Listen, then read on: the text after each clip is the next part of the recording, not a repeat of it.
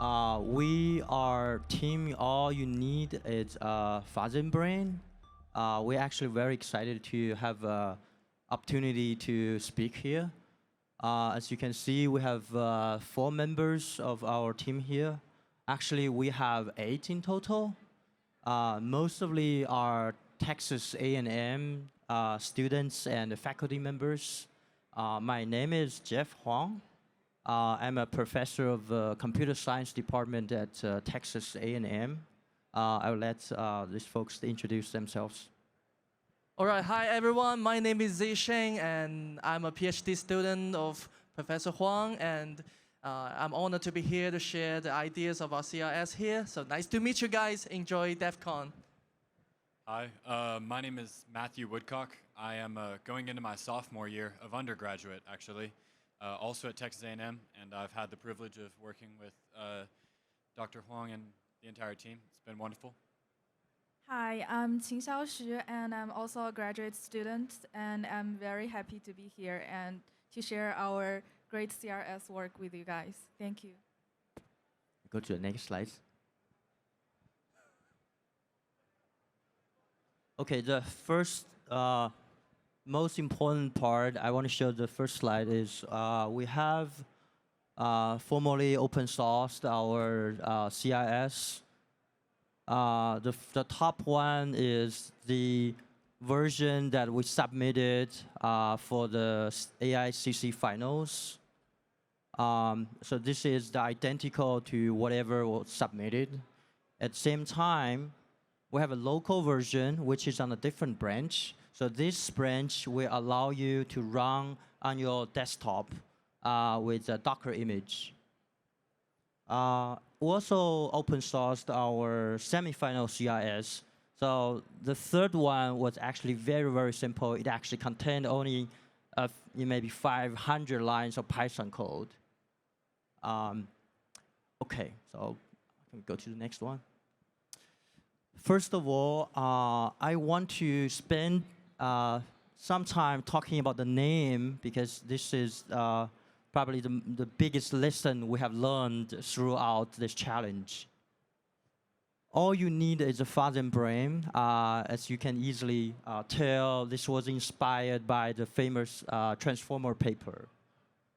But what interesting here is the brain is not fuzzing. Okay, I know most folks here in cybersecurity love fuzzing, but what I want to say, or what we want to say, is the big thing here with AI is the brain. We consider large language models as the brain of our system, versus fuzzing is actually minimal. If you go to the next slide. In fact, in our entire CIS, we had minimal fuzzing. In the semifinal, we had 0 fuzzing. In the finals, we had a very basic version of fuzzing, which turns out had minimal influence in our whole system. If we just take out those fuzzing components in our final CIS, I would say we won't, our score won't change at all. So typically, if you run our CIS, you will see some things like this. So fuzzing was not performed. You only execute the target code and some single input or set of inputs generated by large language models. Okay, here is the agenda. So the 4 of us will talk some of the major components in order. And if you go to the next slide. I want to say 3 things before the students introduce the components.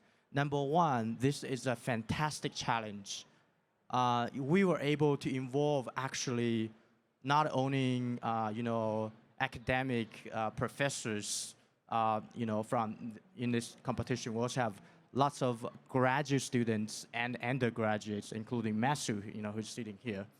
So I want to thank the organizers of DAPA, from DAPA and AIx and their leadership for supporting, organizing this event. This is a great challenge. So the two highlights at the very beginning. Number one, today's large language model are already very, very, very good for discovering and patching code level vulnerabilities. Okay, with the right context engineering, you can probably achieve the same level of performance as we are doing in our CIS. Number two is the key thing is how to build a reliable AI-based system, which contains tons of engineering.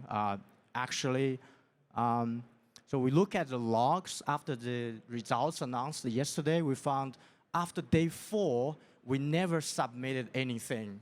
So there were 7 days or more than 7 days. So all the submissions we had were in the first 2 days. So very likely our system crashed or due to some unreliability issues.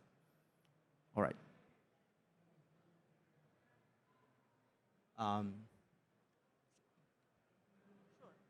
Maybe Joe, you can continue. Well, from the result shown yesterday, and our CRS actually has a very unique point is that we find a vulnerability within 5 minutes, which is called the most speeded CRS. Yeah, we are happy with that because we are actually designing many different strategies for different challenges with different difficulties. Like we have a very aggressive, very greedy, basic strategy for easy tasks. That's why we are fast. And actually, from the framework side, we are actually run everything in parallel. We have 96 worker nodes, and we have 23 strategies, and all of them are run in parallel. And now let Qingxiao introduce some of the framework of our CRS. Hi, everyone. So I will give a introduction to our CRS system. This is an overview of our CRS. It's quite complicated, but I'll break it down and introduce each of the components. We have, in total, 4 services. So first, our CRS web service will receive a task and determine if it's delta or full scan. And then the worker service handles it. And actually, in our worker services, we are running hundreds of worker nodes in parallel. And in each worker node, they'll be doing the exact same work for different fuzzers. And during which we have our static analyst service, which will provide analyzing to assist our worker services. And if a POV and patch is found in our worker service, it will be passed to submission service, which does the validation, deduplication, and bundle. Matthew? Next. Yeah, that was the high-level idea, and now I will walk you through our workflow step by step. So first, our web services receives a new task, determines if it's delta or full scan, and then it passes the information and it will send this task to our analysis service. So in our static analysis service, we'll do reachability analysis, call path analysis, and we have language-specific analysis, which we use different tools for C and Java projects. And next, please. Yeah. And also, our web services will assign the fuzzers to our worker nodes. And before that, we actually have a specific design in our web service, which is a task distribution with workload awareness. And for each of the fuzzer, we have 3 harnesses built with different sanitizers. So we assign the fuzzers to each of the worker. That is, there's 1 worker for each of the fuzzer. And in each of the worker, the things are running the exact same with different fuzzer provided. And next, yeah. Let's take a specific worker node, for example. So we have fuzzer X, and it's being assigned to worker X. And so we already have like hundreds of worker nodes running in parallel. what happens inside a worker is that we have more threads running in parallel. We have more than 20 strategies for POV and for patching. So we create like 20, 30 strategies for our POV strategies and patching strategies. And we also have a very unique X patching strategy. And yeah, they will be running in parallel, and that actually explains that our very fast speed. And in this worker X, what happens first is it builds the Docker image and builds the fuzzer, and it focuses on this specific fuzzer, and then it runs our strategies. Actually, from here, they will take over and introduce our strategy design. Well, hello again. Well, let's dive deeper into the core of our CRS. We are going to talk about POV generation, patch generation, and another strategy called AIxPatch. And then we're going to talk about how do we submit bundle to the competition API. Basically, I want to add one more thing about the framework. So we are actually, the whole CRS is written in two programming language. The web services are written in Go, and the strategies are written in Python. We in total have 23 different strategies, and 10 for maybe Delta scan, and 10 for full scan, and 2 for X strategies. And well, here we go. So basically, for POV generation, patch generation, you can think the inner core of the system is actually a multi-round chat with AI. Well, also our name is Fuzzing Brain, but less fuzzing here. Well, basically, we let large language model to decide what is the vulnerability and where the vulnerability is. And after the model generate the location, the vulnerability info of the code snippet given, we're gonna let another model to generate a Python code. And this Python code will output a set of blob input file as fuzzing input. And then we will run the fuzzer provided by the competition. And if there is a crash, which means that we find vulnerabilities in a given repository, right? And everything goes well. And if it failed to trigger the vulnerability, we feed back some runtime information from the fuzzer, from static analysis tool, and other context like related functions or other kind of things to the large language model to let it generate more inputs again. Next, please. And for the patching, fortunately, now we get a valid POV, and now we need to do patching, right? And for patching, the first thing we're going to do is to find what functions are we going to patch, right? Which we call target functions in our system. Basically, we also let large language model to do such kind of thing. Large language model will read the POV we generate and the code of the code base, right? The target code. To generate a JSON file is actually, you can think it a list of the functions that the model think should be changed or should be patched. And then, based on the list of the target function, we let large language model to generate a full code after the patch. And this is quite different from what other team did, because we actually generate the full patched code, not the diff file directly. And the next step is to override the original buggy function with the function after the modification, and which we override the original function, right? And we try to build a project to try to compile it and try to validate whether it can trigger the vulnerability again and whether it can pass the test. And if everything goes well, we're going to use git diff to generate a diff file. This is kind of a stable way for us to generate a diff file. If we just let large language model to generate diff file, it will cause some error, format error, metadata error, some kinds of like that. And yeah, we use git diff to generate diff. So in this case, our diff file can definitely apply to the source code. Next one. Yeah. However, things may may not go very well in the real life.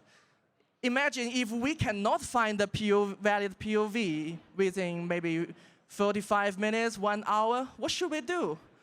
We actually provide AIxCC, which we let large language model to do patch with no POV information.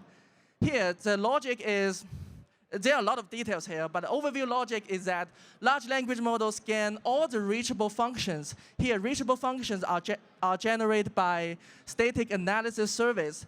You can think is a call pass graph from the entry point of the fuzzer to whatever, because we don't know the target function, right?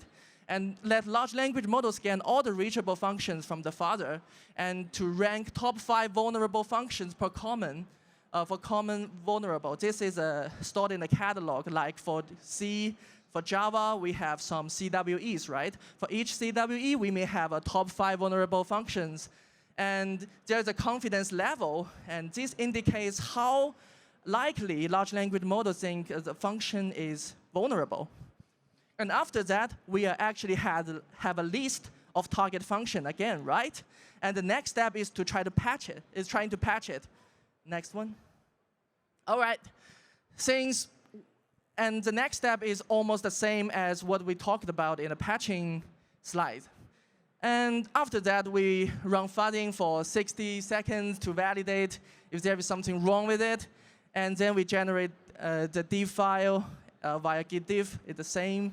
And next, since we already have POV, we already have patches, and we are going to submit it to the competition API to get score, right?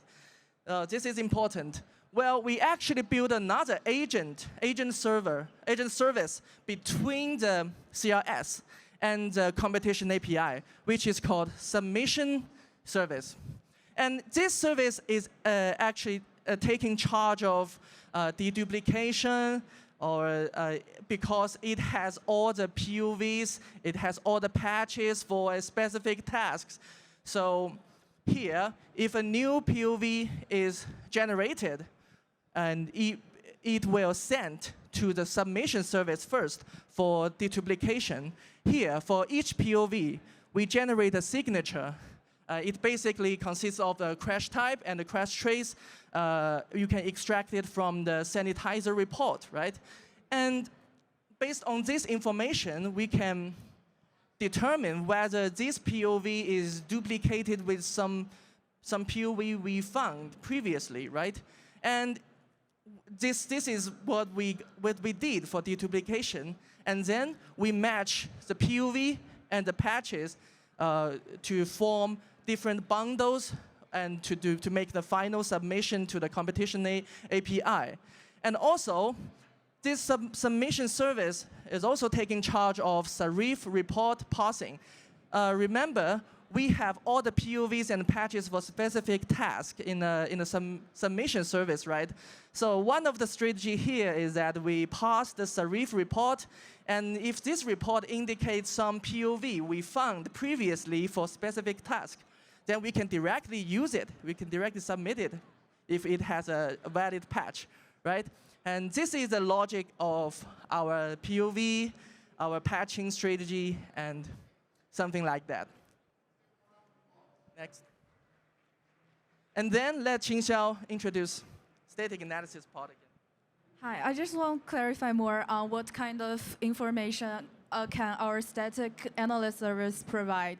So the CodeQL is applied for Java project, and I'll just introduce this one. So what we have in our static analysis is we extract the function metadata, and we do reachability analysis and call path analysis. That is from the entrance function in each of the fuzzer file. We use CodeQL to run the query scripts and see what kind of reachable functions can be reached from the entrance function. And so what the information that will be passed to our worker node is for each fuzzer, it will store all the reachable functions, and for each reachable function, we will store all the possible call paths. And as Ze has mentioned before, we are trying to parallelize running everything in parallel.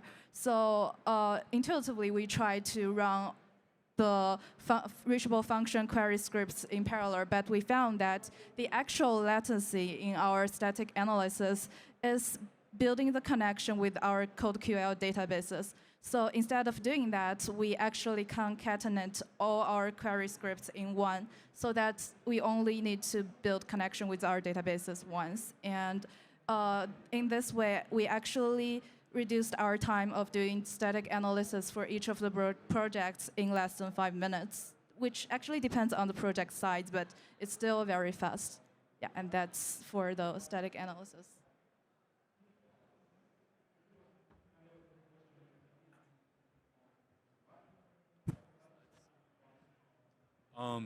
So now I'm excited to talk to y'all about the surprises and challenges that we encountered throughout this project. Because there were a couple, but the ones we wanted to highlight were, first off, the improvement speed from large language models was dramatic. Part of my task was looking at model evaluation. And so from week to week, sometimes people will get, I guess, a little bit used to the pace of increase, but really just taking a step back and looking at it. We have some examples that we thought were worth mentioning, but from 3.5 to 4.0, at least for the GPT models, and then I guess especially recently, the competition between different model providers has really gotten awesome. Claude 3.5, and then GPT-01. And as it gets better, it's helped us with patch generation.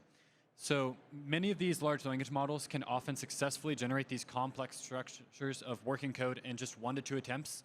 In fact, for our CRS, actually 90% of our CRS's code was done with AI. We used Cursor, 90%. And that's 50 KLOC of Go, 50 KLOC of Python.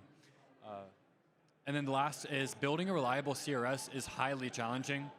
One of the we've had a lot of improvements actually since the semifinals, but testing and debugging some large language model based components, working with large language models, that can be frustrating, but what's really frustrating is sometimes having to deal with rate limits. We had fallback models, for example. We have like a hierarchy of what we'll go to if we end up facing race limits and rate limits. Then we have race conditions, and yeah, I already mentioned fallback models. So. Yes, indeed. And here are some examples for some specific challenges. And as you can see, developing a CIS using multiple programming language, which is with concurrent strategies, can cause a lot of concurrent bugs in our CIS. Well, just as I mentioned, we use Golang, we use Python, and it is pretty hard to debug such kind of thing, especially if debugging Python code is painful for us. We spend mountains of time on it. And there will be a case study later, right? Yeah. It's an example of a race conditions which we encountered in the competition. And for the full scan challenges, we are given actually the full code base. And you can imagine how large is it, right? And in this case, even we have a lot of different strategy to shrink the size of the searching space, it still has, the searching space still very, very large because the functions, the data flow track is very, very long. Maybe the vulnerability is pretty deep, right? I remember there was one challenge in semifinal about Linux kernel is an example challenge. That is really painful. Yeah. And patch generation actually is also the challenge we faced. And sometimes we can generate a POV. We can generate a patch that can pass the POV test, which mitigate the vulnerability. However, it actually destroys the function of the program itself. And this is quite common in nowadays programming, because when we are using large language models to write codes, and sometimes the large language model focus on some limit area to fix the vulnerabilities. However, it will break the overall functionality, and which is really bad. And the last one is that since we are getting a longer and longer context window if if the vulnerability is hard to find or hard to patch, and LLM will have a very, very severe hallucination problems when generating content. And this is really, this is really a headache for us to deal with. And here we go, a case study. So one thing I like to highlight is building reliable AI-based systems is super, super challenging. I want to give you an example. I've been doing actually research on race condition in the last 10 years or so. I find myself still got, hurt by race condition in my own code. So this was race condition. We took us probably 20 hours of our time finding out the root cause. So we find there was exhibition round. We submitted many false positive POVs. And we were, surprised how could that happen? And it ended up there are a race condition between these 3 lines of code. Imagine there are multiple processes running the same thing and checking if POV is success. If yes, submit that POV with the blob input generated by AI, and that blob path basically stored 2 instances of the POVs generated by 2 processes. One is success, one is fail. Because of the race condition, we submitted false positive ones. So that basically killed us 20 hours of time. Okay, we only have a few minutes left. I want to, from my perspective of research in this field, I think that a few important things I would hope our cyber research security researchers to pursue. Of course, out of this final, I think there are more than 50, cyber security challenges. I think only 77. Wow, it's a big number, but still, there are 23% not being discovered. So there is a gap still. I think one way to improve this gap is to further improve the capability of both frontier and open models. Number 2, developing evaluation and training data sets. Out of this competition, we have accumulated a huge amount of data, and this data are very valuable for training purposes. Of course, more advanced agents, if you just stick to one model, you can develop more advanced agents on that. And also testing debugging tools for building such systems.